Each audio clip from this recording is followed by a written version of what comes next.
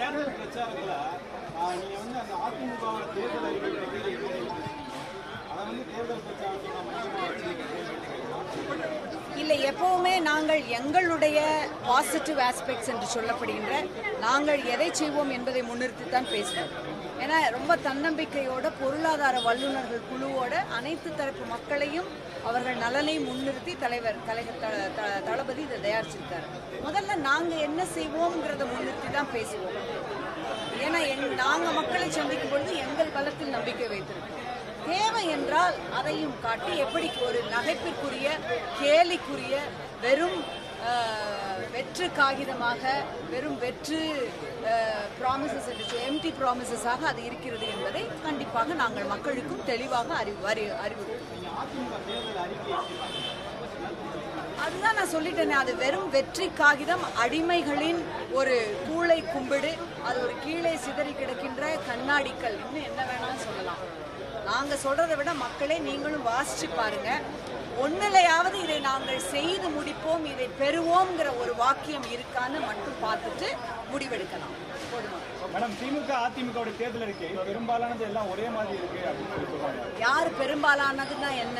கச்சத்தீவை மீட்போம் நீங்க சொல்றீங்க, அவங்க எத்தனை வருடமா நீட் தேர்வை எதிர்ப்போம் என்று சொல்வது மட்டுமல்ல, நீட் தேர்வு தமிழகத்திலே ரத்து செய்யப்படும் சொல்லியிருக்கிறாரு. அவங்க என்ன சொல்லியிருக்கிறாங்க?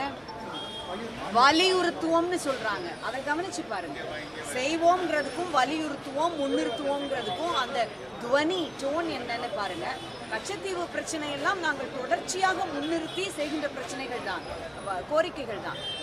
100 நாங்கள் வாக்குறுதிகள் கொடுக்கிறப்ப அதில் 90% எங்களால் முடிந்த அளவு நாங்கள் நிறைவேற்றி இருக்கிறோம் என்பதை முன்வைத்து தான் நாங்கள் கேட்போம். நீங்க அந்த எதை நிறைவேற்றிருக்கிறோங்கிறத தெளிவா பார்த்தீங்கன்னாலே இந்த இப்படி பெரும்பாலான அப்படிங்கிற வார்த்தையை சொற்றொடரே இதுல வராது.